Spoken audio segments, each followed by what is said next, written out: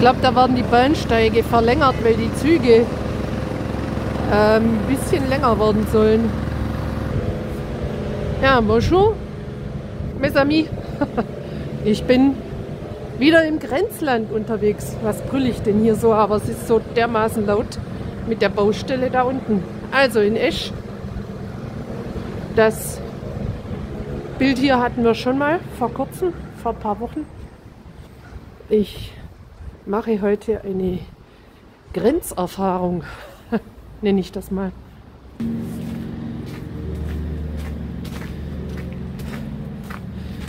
Ja, ich glaube, es betrifft auch das Wetter heute.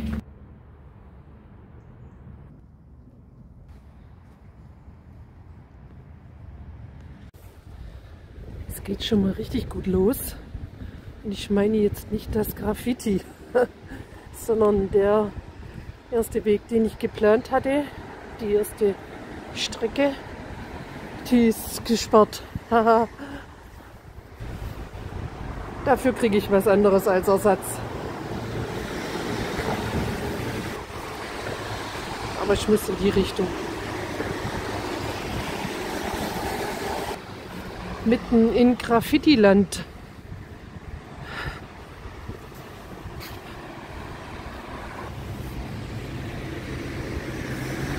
Ja, es ist bestimmt irgendwie so eine Verladestation für das Minett oder für die Minett. Genau, die Minett.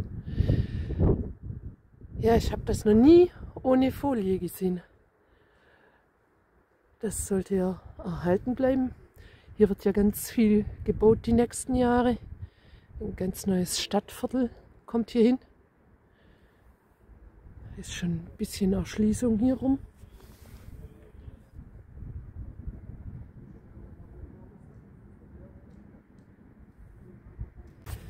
Ideale Bedingungen zum Wandern.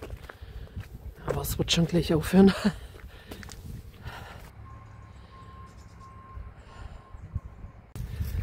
So, jetzt bin ich eigentlich auch gleich auf meinem geplanten Weg. Oder ich hoffe es mal.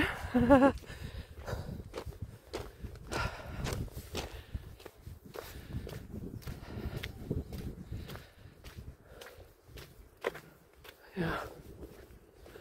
Also ohne Navi ist man hier verloren, ne?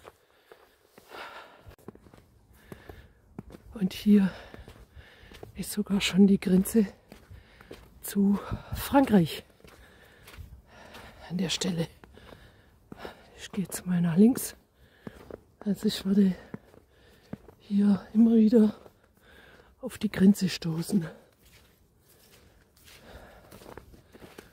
und auf irgendwelche Reste von dieser Eisen- oder Minettgewinnung. Ja, weil das ist ja sehr prägend für diese ganze Gegend hier in und um Esch.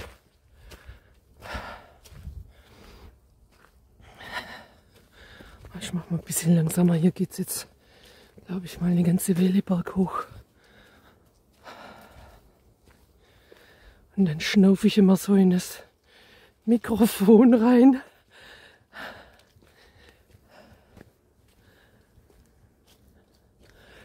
Ja, ist ja ein bisschen, naja, leicht unheimlich hier. Aber ihr seid ja dabei. Ich bin ja gar nicht allein.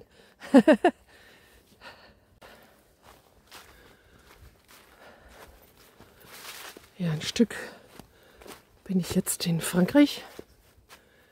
Sagen wir mal so vielleicht 1 Kilometer. Plus, minus.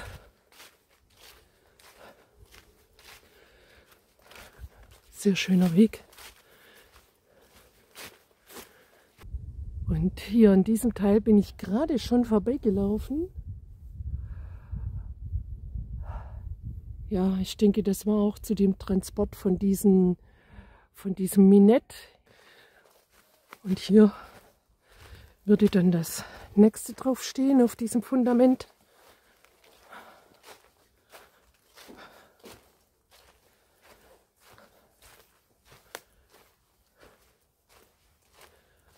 Das ist schon mal weg.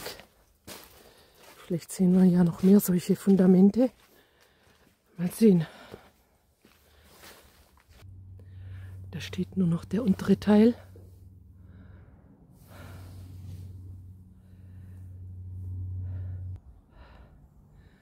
Da ist das nächste in den Bäumen drin versteckt. Man muss schon genau gucken.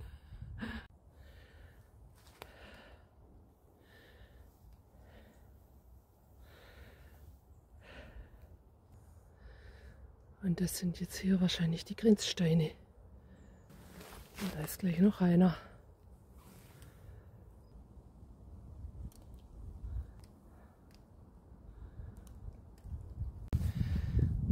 Ich hoffe, ich bin jetzt mal gleich oben.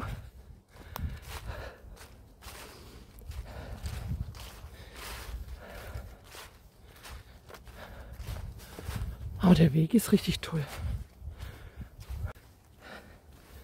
Also ich hätte jetzt hier nicht mit 2 Frauen gerechnet, die mit ihren Hunden spazieren gehen. Also die Strecke heute, die ist so ungefähr 15 Kilometer lang. Ich habe geschaut, dass ich früh genug loskomme, weil da stand was von über 5 Stunden. Ja, das ist schon einiges. Wenn man dann noch ab und zu mal stehen bleibt oder mal Pause macht, dann summiert sich das gleich. Das ist auch keine Rundtour, sondern von Bahnhof zu Bahnhof.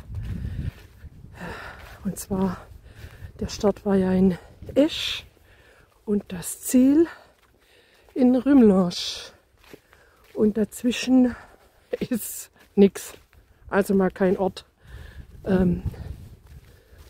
Es geht hier quer durch diese ganze Gegend. Oh, da kommt sogar eine Bank, aber ich meine, erstens nass, zweitens mache ich jetzt sowieso noch keine Pause. Und drittens, ich muss jetzt erstmal gucken, wo ich lang muss. Ich bin also immer noch auf der französischen Seite. Aha. Da steht noch was. Bannbusch. Also Busch ist ja immer ein Wald. Und Bann vielleicht, ja, Grenze. Keine Ahnung. Église, ja, Kirche. Saint-François. Keine Ahnung. Ach, in die Richtung gehe ich. Ja, vielleicht. Mal sehen. Also ich muss hier tatsächlich nach links. Da steht noch was anderes. Circuit Katzenberg, Le Franc Bois. Also ich schätze jetzt mal, das heißt französischer Wald. Naja, dann gehen wir mal hier lang. Und das ist auch wieder direkt auf der Grenze. Frankreich-Luxemburg.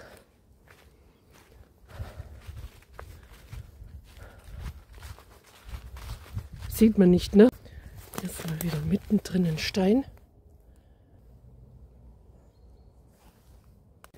Hier ginge die Grenze nach unten. Ich gehe noch ein Stück auf der Grenze entlang und biege dann ab nach Luxemburg rein.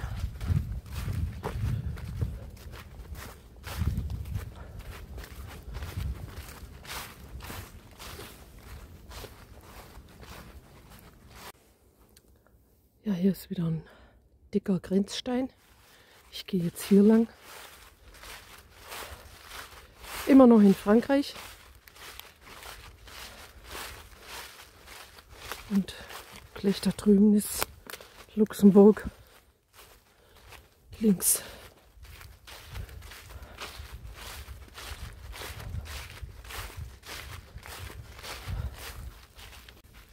Da verläuft die Grenze. Komisches Teil hier. Sieht fast aus wie eine Mauer. Und das Schild, das habe ich jetzt auch schon ein paar Mal gesehen. Das ist so ein richtiger Graben. Und hier dahinter nochmal um einiges tiefer. Kann man jetzt gar nicht erkennen. Ich will ja nicht da drinnen liegen. Oh. Ist das eine richtig tiefe Schneise hier? Komisch.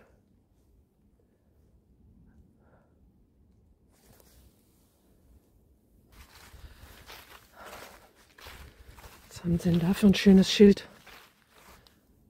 Ha. Ja, krass. Und da hinten links ist schon wieder ein Steinchen. Aha.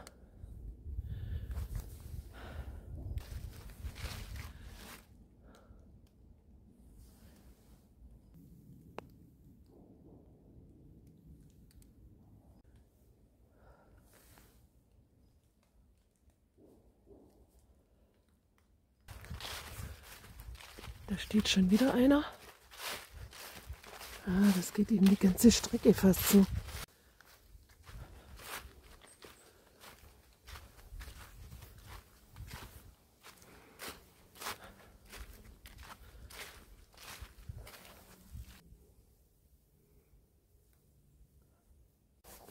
Boah, mein Magen knurrt. Ja, ich schätze mal, das war auch mal ein Bunker.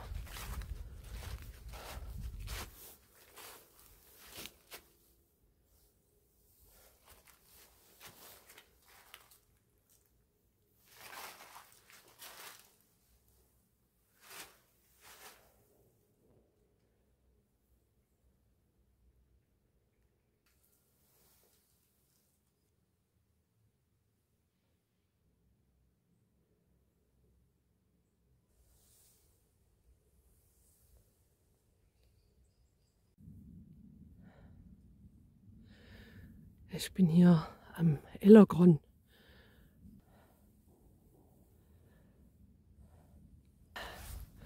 Ich hole jetzt erstmal was zum Essen raus.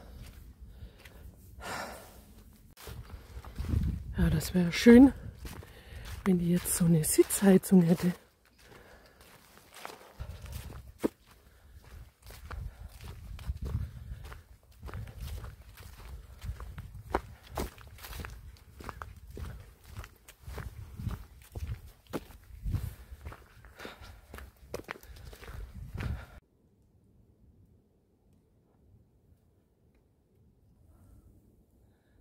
Nochmal so ein schönes Schild. Ja, und hier ist irgendwie Privatgrund.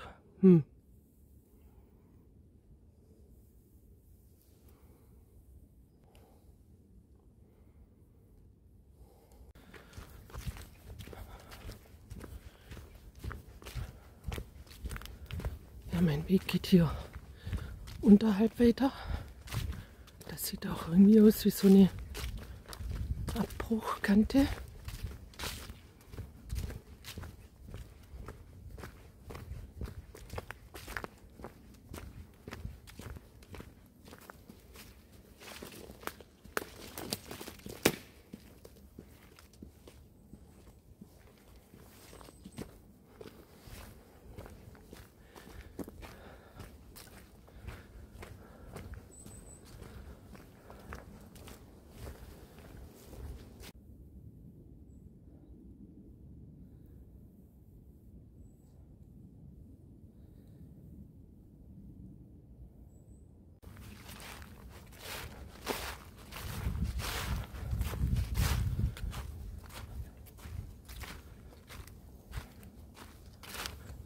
Hier geht's lang.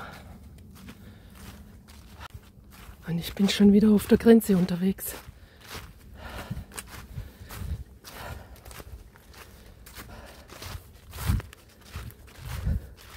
In Frankreich, diesmal.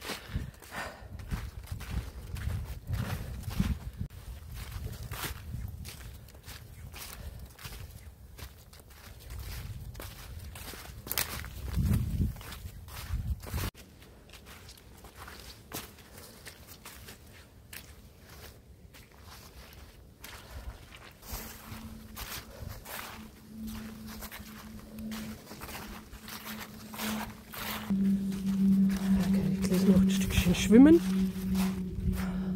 Nee, ich gehe links. Rechts. Ich gehe rechts.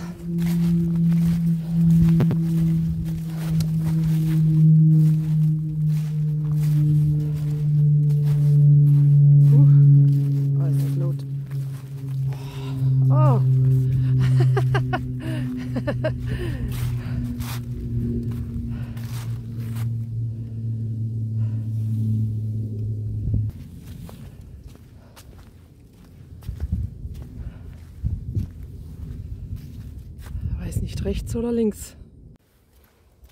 Ich hätte nicht gedacht, dass ich so viele Grenzsteine hier sehe.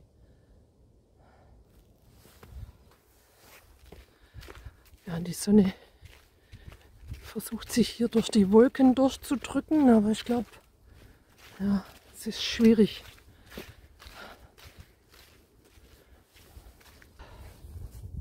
Hier gibt es die Möglichkeit zum Eisbaden. Jetzt bin ich einfach mal durch das Gestrüpp hier durch. Ich habe keinen Weg hier rüber gesehen. Ja, ging ja. So, jetzt muss ich ein Stück um einen ehemaligen Steinbruch oder irgend sowas herumwandern. Und hier sind auch sehr viele Wege gesperrt, die man gar nicht nutzen kann. Ist vielleicht ein bisschen kompliziert hier rum. Bin mal gespannt, ob ich das hinkriege.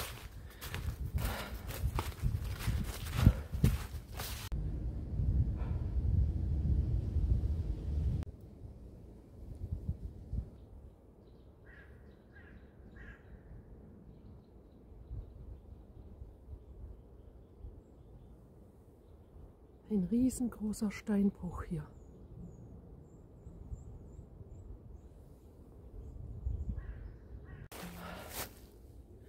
Ich glaube, am Schluss dieser Tour zähle ich mal die ganzen gesichteten Grenzsteine zusammen.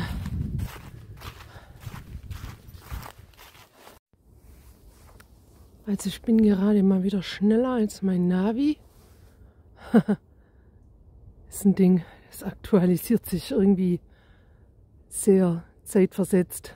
So, das ist die Einfahrt von dem Steinbruch. Jo. Laufe ich noch ein bisschen dran entlang. Außenrum. Also der Weg ist jetzt halt nicht gerade unbedingt das Gelbe vom Ei. Das ist sehr matschig, rutschig. Ja. So müssen wir irgendwelchen Riesenpfützen ausweichen. Naja, gut. Jetzt ist schon bedeutend besser als vorhin, aber das war echt schwierig zu gehen und man kommt dann schlecht vorwärts. Aber ich glaube, so die Hälfte habe ich jetzt auf jeden Fall.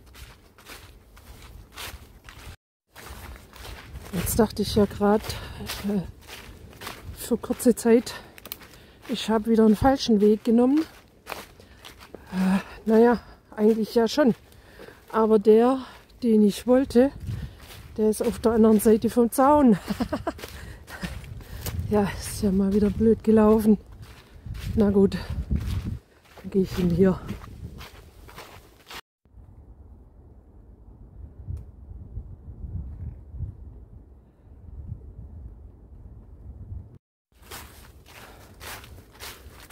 Jetzt habe ich mal ein bisschen Gas gegeben.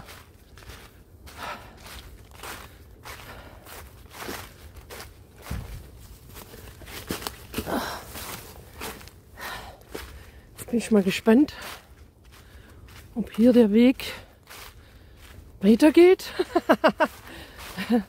Oder, ja, weiß ich nicht. Oder muss ich irgendwo querfeldein? Ja, ich habe gerade noch keinen Plan.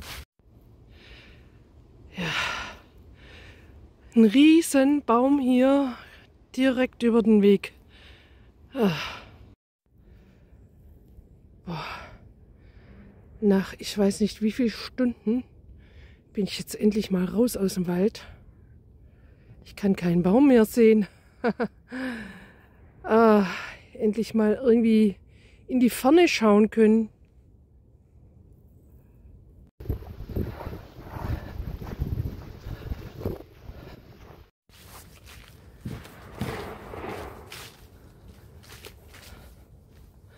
Ich weiß jetzt nicht, ob man das hört, aber das ist doch irgendwie so was hier vielleicht wie ein Schießstand.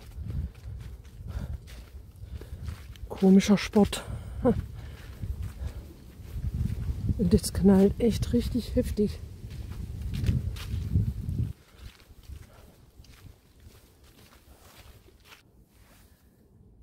Oh, das sieht ja mal interessant aus. Das ist bestimmt auch irgendwie so ein stillgelegter Steinbruch. Oder so von dem Abbau von einem Minett. Ich kann gar nicht mehr reden. Ne. Das geht hier auch direkt vor mir richtig runter. Ganzes Stück. Also habe ich jetzt nur so einen Weg hier rüber gesehen. Ein paar Meter. Wahnsinn.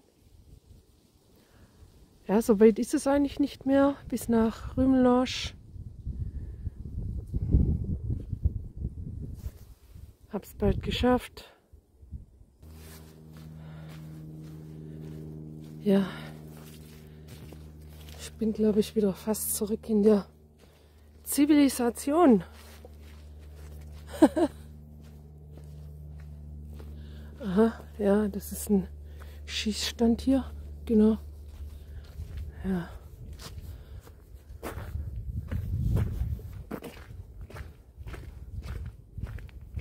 Jetzt muss ich erst mal wieder gucken, wo ich lang muss. Ich habe seit Stunden keinen mehr gesehen, seit den Frauen mit den Hunden. Das ist jetzt der erste wieder. Ich habe mal wieder eine Abzweigung verpasst. Auf diesem Weg hat man ja auch kaum gesehen. Aber das ist eigentlich ganz schön hier. Also ich musste noch mal ein paar Meter zurücklaufen. Ja, aber ich finde das okay. Laufe ich jetzt lieber wie auf der geteerten Straße. Ist angenehmer hier, der Untergrund. Das war's jetzt dann mit schöner Weg. Ja, muss ich gucken, wie ich da durchkomme.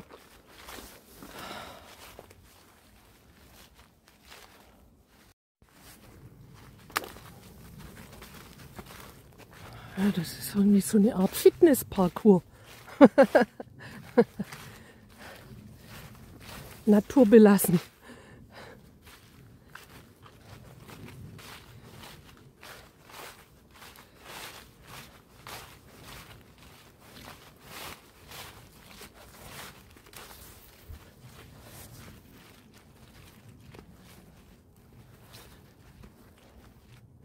So, wo ist der Weg? Ich könnte auch hier lang.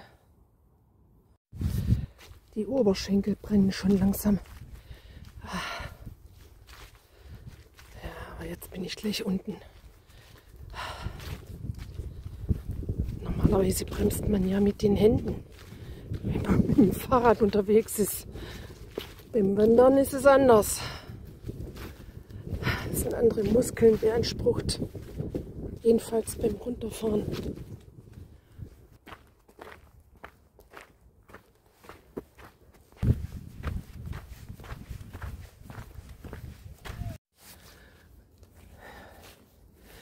Ja, die ersten Häuser sind schon in Sicht.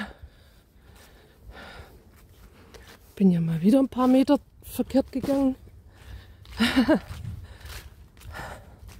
Aber ich bin jetzt auch gleich in Rümelnausch. Ja, da geht es jetzt runter. Und das ist eigentlich auch totaler Quatsch mit dem Bahnhof. Also vielleicht haben sie noch einen Bahnhof, aber da fährt ja kein Zug mehr. Das heißt, ich muss dann auf den Bus. Schauen wir mal, wie das gleich weitergeht.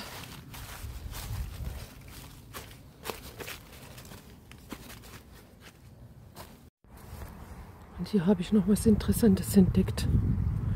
Das ist nämlich der Kehlbach.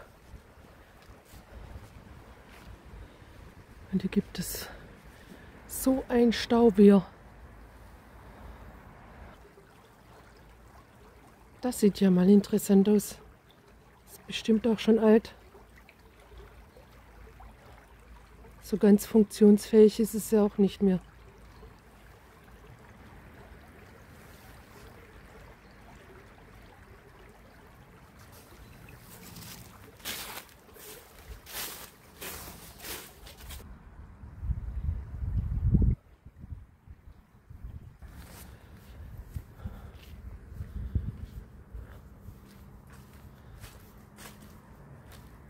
So, hier kann man sich noch ein bisschen bilden.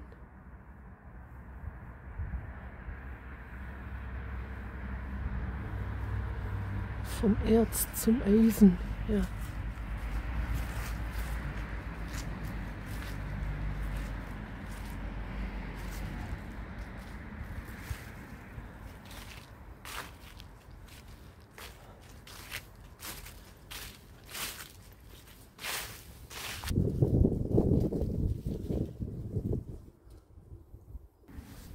Also hier wäre dann der Zufluss zu dem Müllrad. Und da läuft gar kein Wasser ab.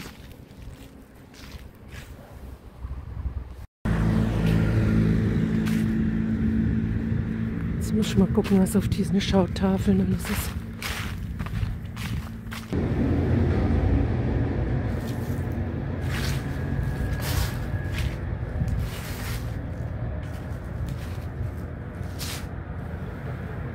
Das sieht jetzt aus wie so ein alter Bahnhof.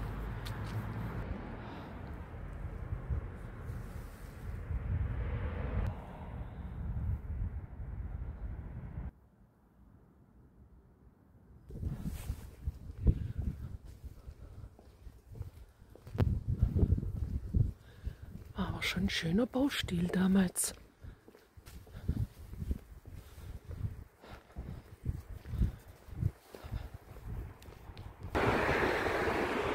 Und da war ich gerade in Frankreich schon wieder. Das sind ehemalige Pferdeställe.